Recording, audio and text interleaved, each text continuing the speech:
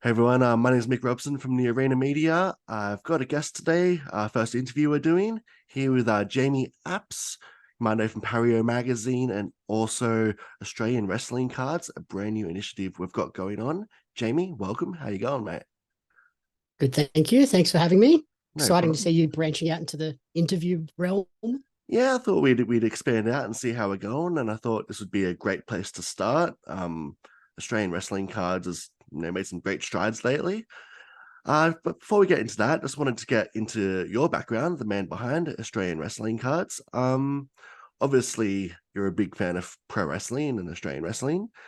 How did you get into that space? How did you become a fan? How did you get involved in wrestling and Australian wrestling? So wrestling in general goes all the way back to WCW days. Oh wow! We had Foxtel flicking through the channels one afternoon or evening or something, and the person that captured my attention was Sting. He was like this crazy character that popped up on the TV, and I was like, "Oh, hang on, who's this guy?" Wow! Yeah, And from then on, it was I think at the time it was still on at like 8:30 at night. So it was sitting on the couch trying to stay up as late as possible and watch the WWE and whatever else was on, and typically falling asleep while watching it. I think And you're a similar then, age to me, right? You're in like early 30s, mid 30s, or yeah, mid 30s. yeah, so I was a bit the same way growing up with WWE. I didn't have Foxtel, so all we had was WWF Superstars, and it was on at Mhm. midnight. So I would go to sleep at like 8 o'clock. Mum would wake me up at 12 to watch Superstars. I'd watch the show and straight back to bed. Oh, very nice. Struggle was real. Um, yeah, then when they shifted to the afternoons after school, it would be come home, watch Raw and SmackDown after school. And eventually to get into Australian wrestling, I was like, I wonder what's out there. What Australian wrestling is there? And I saw I think it was on a Facebook page, a PWA. It was actually the first one was PWWA, which is the poster back there. Nice, nice.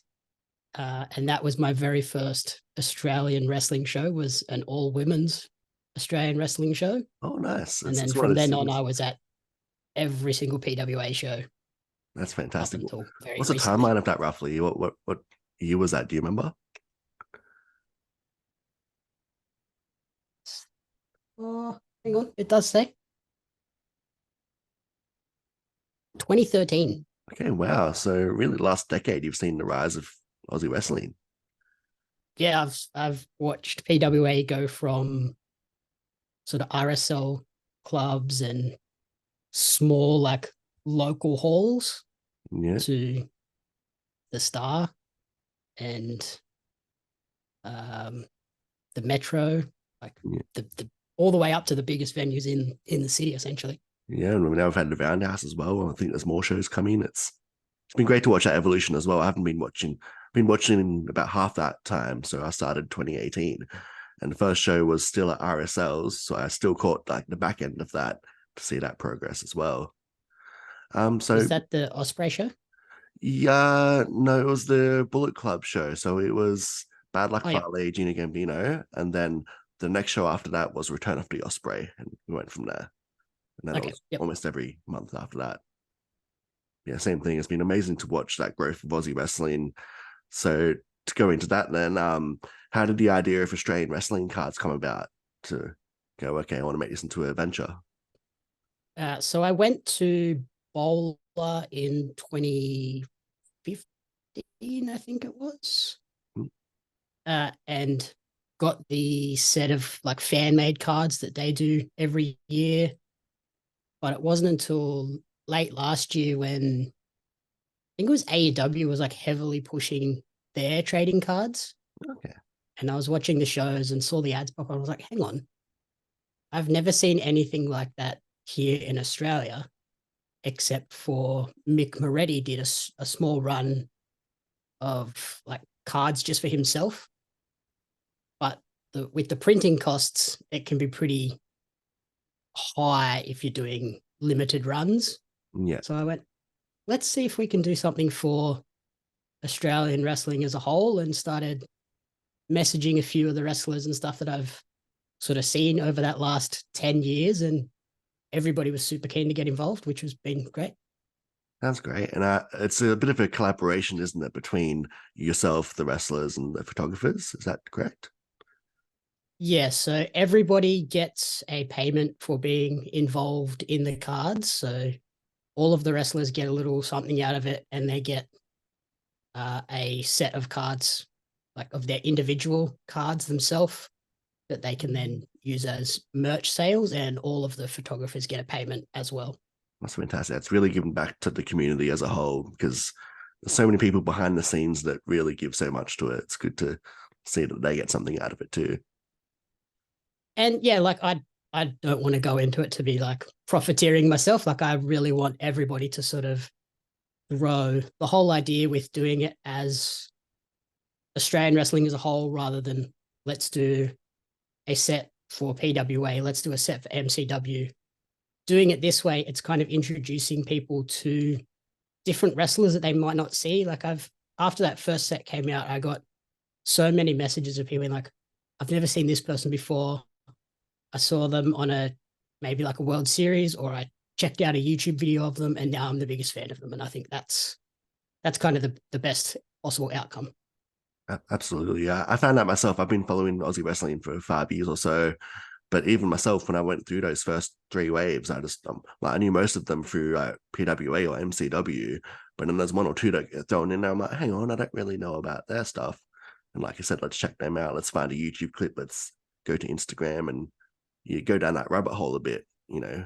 Piques your interest, Yeah, which I think is a great thing. and that's sort of been my idea with choosing who was in each set as well. Like I could have very easily just gone, let's pick all the top guys from every of the five major companies: PWA, MCW, Wrestle Rampage, EPW, and things like that. But I was like, no, let's get some of these rising stars as well, and sort of distribute the talent across it, rather than let's just put all the big names in the first set. But we did get some of those big names like Robbie Eagles, Adam Brooks. I'm super thankful for those guys, and Shazza McKenzie jumping in on that first wave to really lend a bit of credibility to it.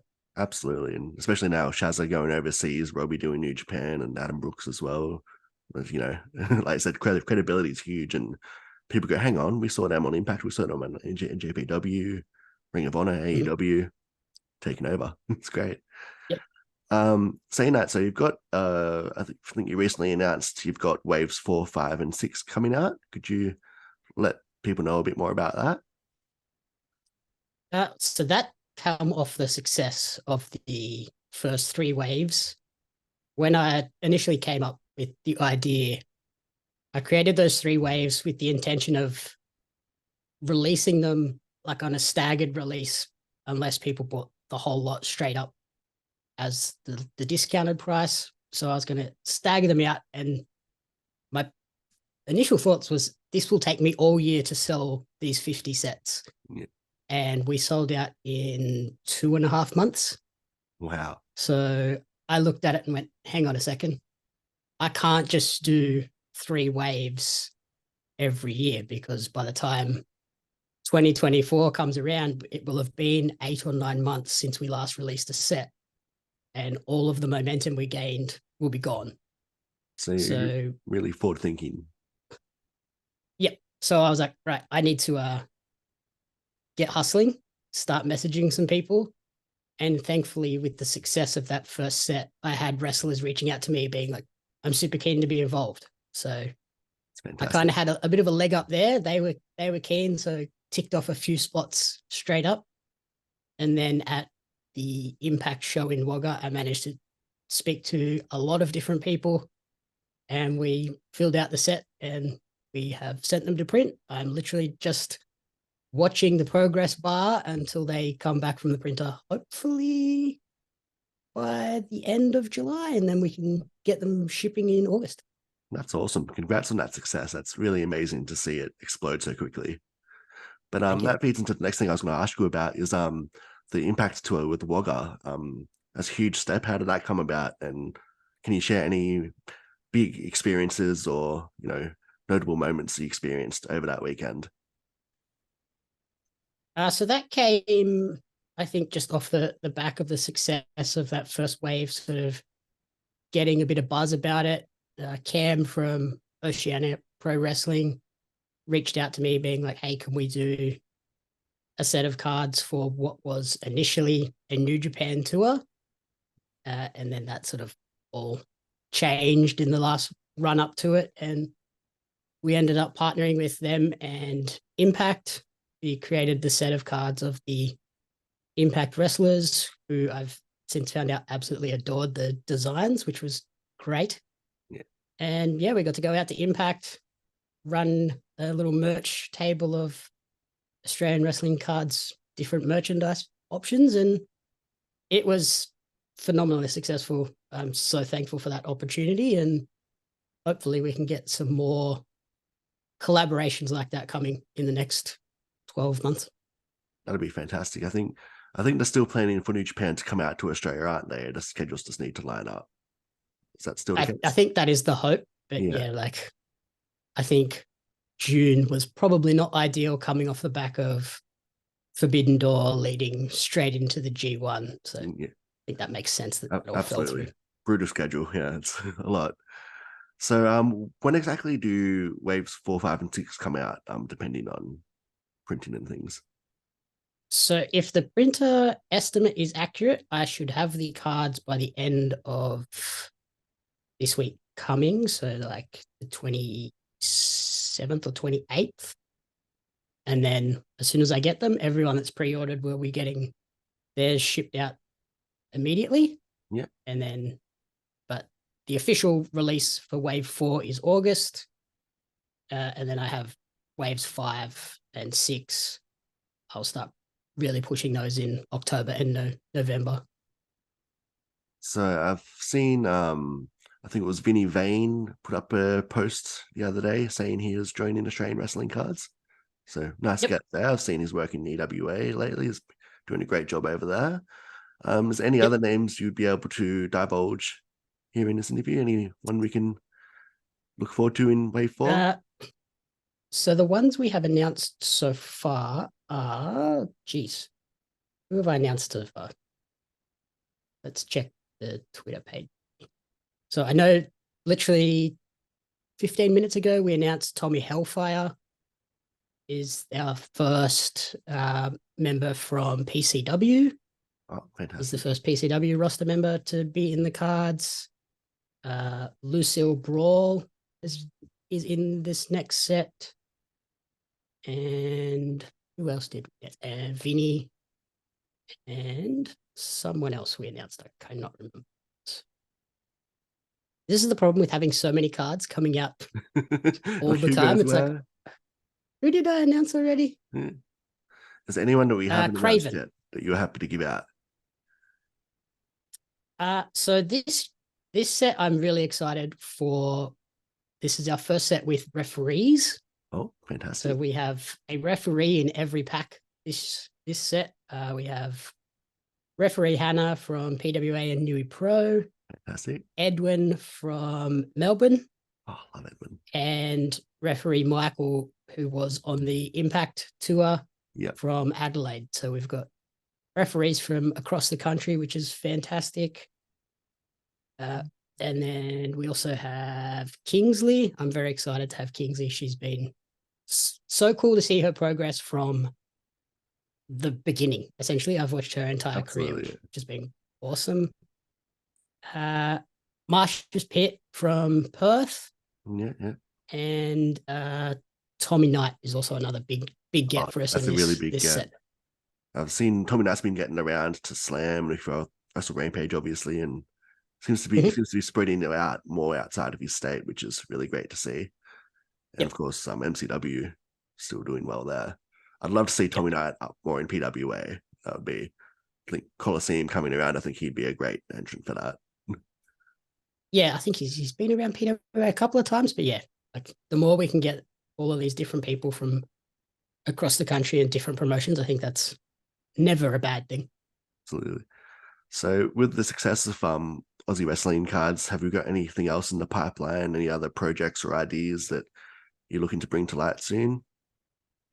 Uh, Not fully. Sort of now that this next set is complete and out of my control for the most part at the moment, it's looking to fill out roster for 2024. We've already got a couple of people that I'm very excited for, but I'm going to hold off on Yeah, those. Let's not. understandable. Can't give it all away. Yeah, and I just don't want to overshadow the guys and girls in the next set. Like I think they all deserve their moment in the spotlight. Absolutely, absolutely. Yeah. And it's a bit of a hallmark moment for the wrestlers, I'd imagine. It's like when you're seeing WWE to get the first action figure, getting your Mhm. Aussie wrestling card could be like our version of that. It's. Yeah, I know in that first set, Chris and Rose from the PWA commentary and Diego, they were all so stoked to see their cards, and uh, the success they had at merch at World Series Wrestling was pretty big as well. They're such good people. Chris and Rose especially been so supportive, for the stuff I've been doing. And, it's great to be able to give back to them and, Mhm. love both Yeah, ways, they're great. it's great to see. So also I believe you've written a book. Could you tell us a bit about that? Yeah, so I wrote a little short story kids picture book about. So I personally have cystic fibrosis. Yeah, So I wrote a little kids book about sort of my experience growing up with cystic fibrosis, but also loving wrestling. So it's almost autobiographical, but it's a fictional story. It's just about a young boy growing up with cystic fibrosis, loving wrestling, and taking inspiration from the wrestlers to then chase his dream, which in the book is to become a wrestler themselves. And then I twisted it as well. So there's a boys and girls version. So for anybody that has kids, they can pick up the version that suits their child. absolutely. It's great that you've tried to cater across the board too, with your own Yep. personal spin. That's great to see. That sort of touches me as someone I love to write as well, and I work with kids, so seeing those sort of things come out really warms my heart. So good on you for that. It's great. Thank you. Just before we wrap up here, is there anything else you would like to sort of put out to the universe? Anything you'd sort of want to promote or plug, or things that you're looking forward to in the future? Not particularly. It's just mainly just continue to support the Australian wrestling cards because, like we said, it all feeds back to the wrestlers and the photographers as well. And yeah, I can be found on everywhere at JamBiaps Media, and then parriamagazine.com.au is the best place to get the cards and check out all the random things I write about as well. Awesome. Thank you so much for your time, Jamie. Really appreciate you taking the time to Savo. And I look forward to seeing what happens next with Aussie wrestling cards and anything else going on. And I'll see you at the next show. Wonderful. Thank you so much for the opportunity. No worries. Thanks. Until next time, everyone. My name is Mick Robson. This has been your Arena Media. Take care.